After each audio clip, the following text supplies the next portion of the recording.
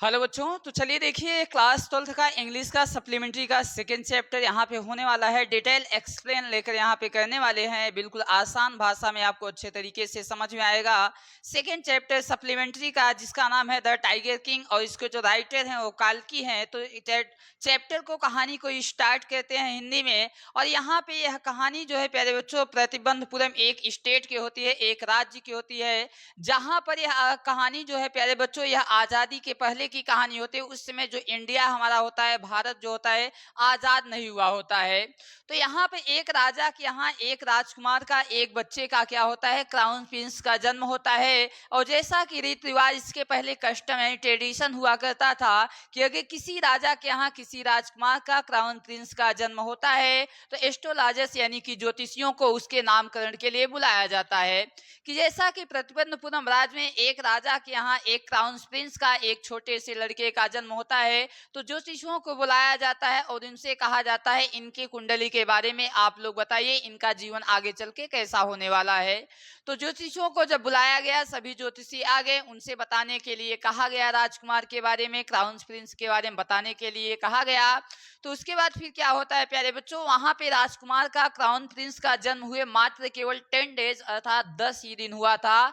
तो वहां ने यानी ज्योतिषियों जो थे यानी एस्ट्रोलॉजर जो थे, उन्होंने बताया कि इस राजकुमार इस क्राउन प्रिंस का जो जन्म है वो वृषभ राशि में हुआ है, और जिसका जन्म वृषभ राशि में होता है तो टाइगर और बुल उसके क्या होते हैं, दुश्मन होते हैं। इसलिए राजकुमार का जन्म क्राउन प्रिंस की जो डेथ है, मृत्यु है, वो प्यारे बच्चों किससे आएगी, टाइगर से आएगी, यानी कि यहाँ टाइगर से इसकी मृत्यु होने वाली है। फिर उसके बाद प्यारे बच्चों होता क्या है, मात्र वो 10 दिन का ही क्राउन प्रिंस था जिसका जन्म हुआ था, उसके मुख से बिल्कुल क्लियर स्पष्ट शब्द निकलते हैं। और क्या निकलते हैं, यो वाइस प्रेफेट्स यानी हे बुद्धिमान पैगंबरों। वो 10 दिन का बालक यानी 10 दिन का छोटा नवजात जो शिशु होता है, वो अपने मुंह से शब्दों को बिल्कुल क्लियर स्पष्ट भाषा में कहता है, ओ वाइस प्रेफेट्स हे बुद्धिमान पैगंबरों। सभी लोग जो यहाँ पे राज दरबार में जितने भी लोग थे यानी ज्योतिषी एस्ट्रोलॉजर्स, उसके बाद मिनिस्टर्स, मंत्री जो थे,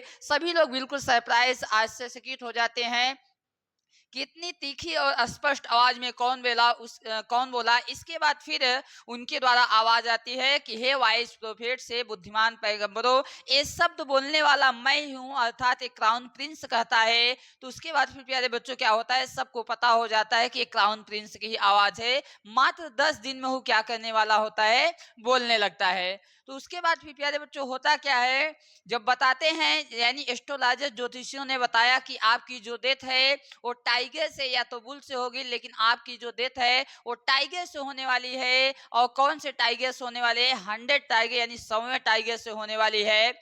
तो उस छोटे से बालक ने एक बार फिर बोला, और क्या बोला प्यारे बच्चों, ये तो सभी जानते हैं कि एक दिन किसी भी व्यक्ति का इस पृथ्वी पर जन्म होता है, एक दिन उसको मृत्यु का सामना फेस जरूर करना पड़ेगा। अगर आप इतने ही बुद्धिमान हैं, अगर आप इतने ही जानकार हैं, तो आप ये बताइए कि मेरी मृत्यु कैसे होगी, तब हम मानेंगे कि आप लोग ज्योतिषी हैं।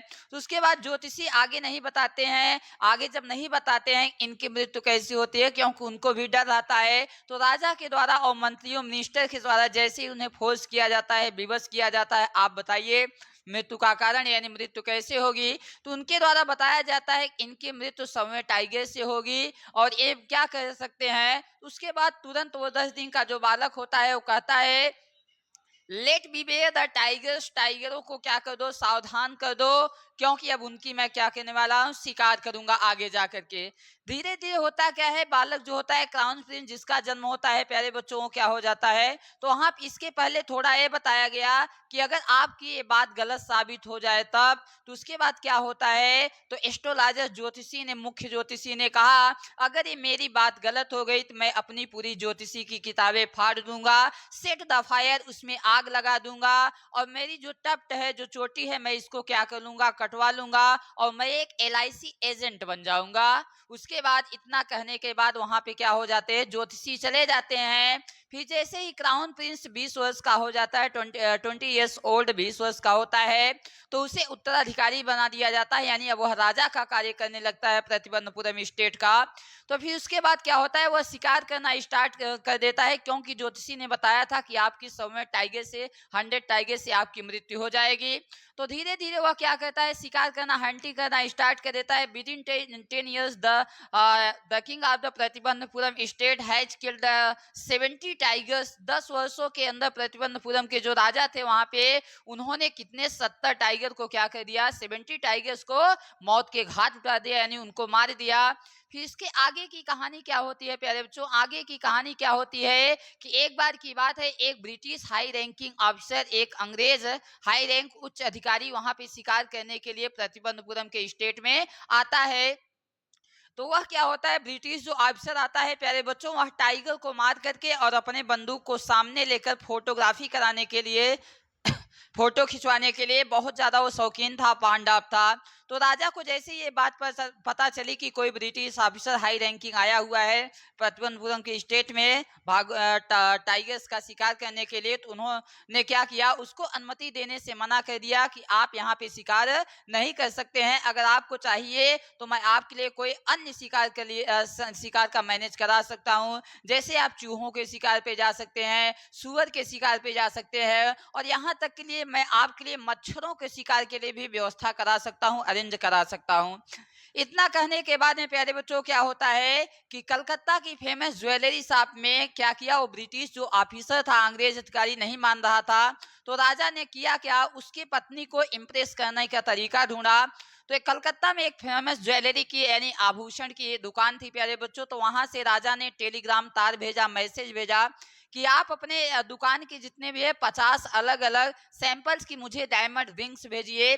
तो वहां पे प्यारे बच्चों क्या होता है, सैंपल 50 डायमंड की रिंग आती हैं। आने के बाद में 50 जो डायमंड की रिंग आई हुई थी सभी, यानी जो हाई रैंकिंग ब्रिटिश ऑफिसर आया था उसकी औरत के पास क्या कर दिया जाता है, भेज दिया जाता है। तो भेजने के बाद में प्यारे बच्चों राजा को शायद यह लगा था कि जो अंग्रेज की वहां पे वाइफ है वो 1-2 डायमंड की रिंग ही चूज करेगी, लेकिन उसने 50 यानी 50 डायमंड की रिंग को क्या कर लिया, चूज कर लिया और एक भी नहीं भेजा। और उन्होंने लिखा जवाब में, रिप्लाई में क्या लिखा, आपके भेंट के लिए धन्यवाद, यानी आपको भेजने के लिए डायमंड रिंग के लिए धन्यवाद देते हैं। उसके बाद फिर 2 दिन के अंदर ही कलकत्ता की जो फेमस ज्वेलरी शॉप थी उससे 3 लाख का बिल आ जाता है, और 3 लाख का बिल आ जाता है प्यारे बच्चों। तो यहाँ से बिल भले ही आ जाता है, लेकिन राजा का जो सपना था यानी टाइगर्स को मारने का, वो पूरा हो जाता है। हाई रैंकिंग का जो ब्रिटिश ऑफिसर होता है वो प्यारे बच्चों वहां पे उसका शिकार तब नहीं करता है। फिर इसके बाद क्या होता है, 10 साल के अंदर में जैसा कि टाइगर यहाँ पे जो किंग राजा थे उन्होंने 70 टाइगर 70 टाइगर्स को मौत के घाट उतार दिए थे, यानी उनको जान से मार दिए थे। धीरे धीरे क्या हुआ कि प्रतिबंधपुरम के राज्य में यानी जंगलों में क्या होने लगा, टाइगर्स की जो संख्या है वो कम होने लगी, टाइगर कहीं नहीं दिखाई दे रहे थे। तो राजा ने दीवान को बुलाया और दीवान से कहा कि कहीं पे हमें टाइगर के अरेंज करो, व्यवस्था करो। तो दीवान करता क्या, दीवान ने कहा महाराज मैं तो टाइगर हूं नहीं, आपके पूर्वजों ने तलवार से शादी किया था और आप गन से शादी कर सकते हैं। तो राजा ने कहा क्या मैं तुमसे मजाक कर रहा हूं क्या। उसके बाद वो कहता है हमारी तो, दीवान कहता है हमारी तो 2 बीवियां हैं, मैं तो आपसे शादी कर नहीं सकता। तो राजा उसको डांटते हैं, फिर कहते हैं तुम ऐसे स्टेट की लड़की का पता लगाओ जहां पर सबसे ज्यादा बाघों की संख्या पाई जाती है, वहीं पे मैं शादी कर लूंगा। तो दीवान सर्चिंग करना स्टार्ट कर देता है। जैसे ही वह सर्च कर लेता है तो एक राज्य में उसे एक ऐसी लड़की मिलती है जहां पे टाइगर की संख्या काफी ज्यादा थी, वहां के राज्यों वहां के जंगलों में, फॉरेस्ट में। उसके बाद राजा क्या कर लेते हैं, शादी करने के बाद, शादी करने में जैसे ही वो अपने ससुराल 1-2-3 बार जाते थे तो वहां पे 4-5 टाइगर को मार के चले जाते थे। ऐसे ही सिलसिला लगातार जारी रहा, कंटिन्यू रहा, और लास्ट में होते कहते राजा ने 99 टाइगर्स को मार दिया था। और ज्योतिषी ने यह बताया था, क्या बताया था, ज्योतिषी ने यह बताया था कि आपकी जो मृत्यु है, डेथ है, वो 100 टाइगर यानी 100वें टाइगर से आने वाली है। तो केवल एक टाइगर भी बचा हुआ था और राजा की जो उत्साह है, एंथुसियाज्म है, और ज्यादा बढ़ गई कि ज्योतिषी ने 100 टाइगर मारने के लिए कहा था, मैं 99 मार चुका हूं, केवल एक ही बचा है। लेकिन प्यारे बच्चों वहां पे क्या हुआ, जैसे ही 99 टाइगर्स को मारा गया तो वहां पे बिल्कुल टाइगर की जो संख्या थी मतलब खत्म हो गई। एक पर कोई भी टाइगर किसी भी जंगल में नहीं देखने को मिलता था।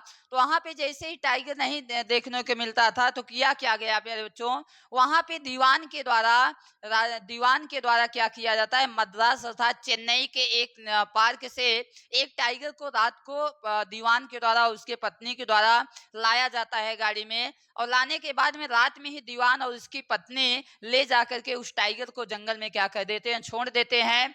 और सुबह पता चलता है राजा के दीवान के द्वारा यह बताया जाता है, सूचित किया जाता है, क्या सूचित किया जाता है कि एक टाइगर अभी बचा हुआ है, उसका आप क्या कर दीजिए, शिकार कर दीजिए। तो फिर उसके बाद होता क्या है, राजा जाते हैं अपने रथ के साथ में जाते हैं और वहां पे क्या कहते हैं, टाइगर को टू एम करते हैं, निशाना लगाते हैं। लेकिन उनका निशाना जो होता है मिस हो जाती है।